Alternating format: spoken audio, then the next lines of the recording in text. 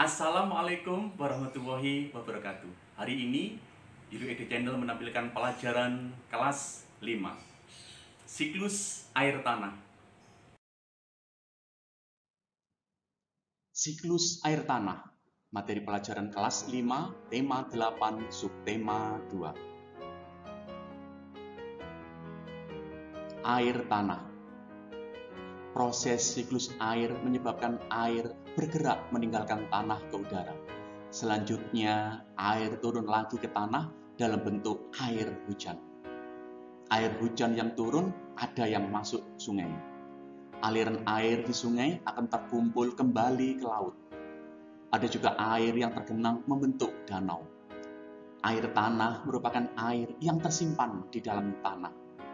Air yang turun ke tanah ada yang masuk dan bergerak ke dalam tanah melalui celah-celah dan pori-pori tanah serta batuan. Air tanah kemudian menjadi cadangan air atau sumber air.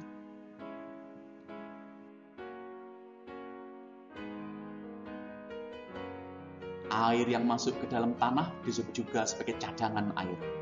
Di dalam tanah dapat tersimpan banyak cadangan air jika didukung dengan banyaknya daerah resapan air di permukaan, seperti hutan hujan tropis, hutan lindung, taman kota, dan lain-lain.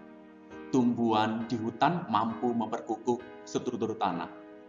Saat hujan turun, air tidak langsung hanyut, tetapi air akan terserap dan tersimpan di dalam tanah.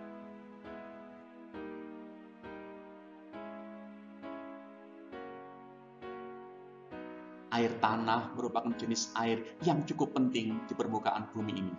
Sebab air tanah memiliki beberapa keunggulan dibandingkan air permukaan. Keunggulan air tanah antara lain: 1. Memiliki temperatur yang lebih stabil.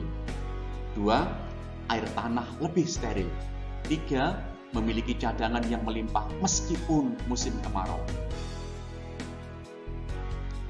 Proses siklus air tanah.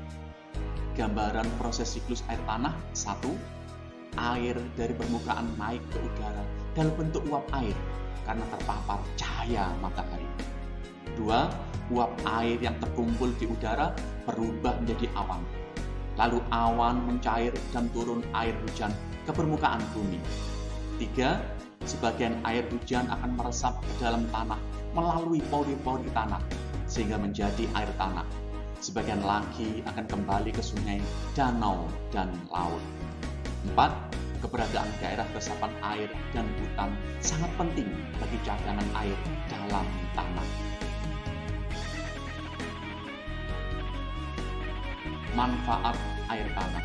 1. Berguna untuk kehidupan manusia sebagai ketersediaan air bersih untuk kebutuhan sehari-hari, seperti untuk minum, memasak, dan mencuci. 2. Berguna sebagai ketersediaan air untuk tumbuhan dan hewan. 3. Sebagai cadangan air bersih secara alami. 4. Sebagai sumber air untuk tanaman pertanian dan industri.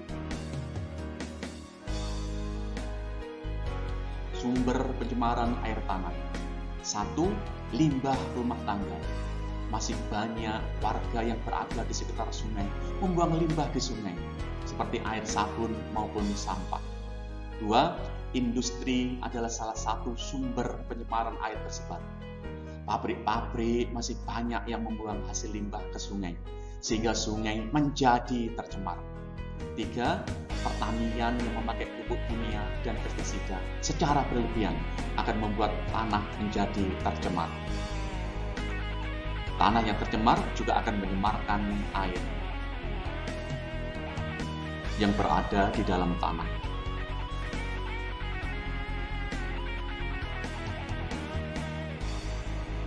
4. Penggundulan hutan, penebangan liar, serta pembakaran hutan dapat menyebarkan air. Karena jumlah air bersih yang tersimpan di tanah akan semakin habis karena tidak adanya pohon yang mengikat air tanah. Akibatnya, pada saat musim hujan, banyak daerah yang banjir, serta pada saat musim kemarau, banyak daerah mengalami kekeringan. 5. Pembangunan jalan yang menggunakan aspal dan beton dapat menghalangi meresapnya air hujan ke dalam tanah. Pentingnya menjaga daerah resapan air. Apabila daerah resapan air semakin berkurang, maka cadangan air di bumi ini semakin menipis. Hal ini dapat mengakibatkan sungai-sungai dan danau menjadi kering. Keringnya sungai dan danau menyebabkan proses penguapan semakin menurun. Menurunnya proses penguapan ini menyebabkan berkurangnya pengendapan titik-titik air di awan. Keadaan ini tentu akan mengurangi terjadinya hujan. Beberapa upaya pelestarian air tanah. 1. Melakukan reboisasi, yaitu penanaman kembali hutan-hutan yang gundul. 2. Hemat penggunaan air tanah. 3. Jangan membuang limbah sembarangan agar air tanah tidak tercemar.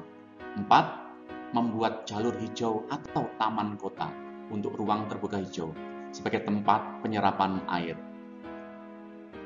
5. Membangun perumahan dengan sistem drainase yang baik.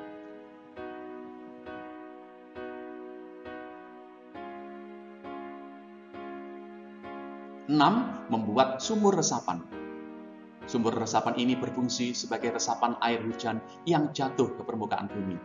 Dengan adanya sumur resapan, air hujan akan terserap dengan cepat ke dalam tanah dan tidak menimbulkan genangan di permukaan. Selain itu, manfaat sumber resapan yakni dapat dijadikan sebagai cadangan air saat musim kemarau. Terima kasih, semoga bermanfaat. Wassalamualaikum warahmatullahi wabarakatuh.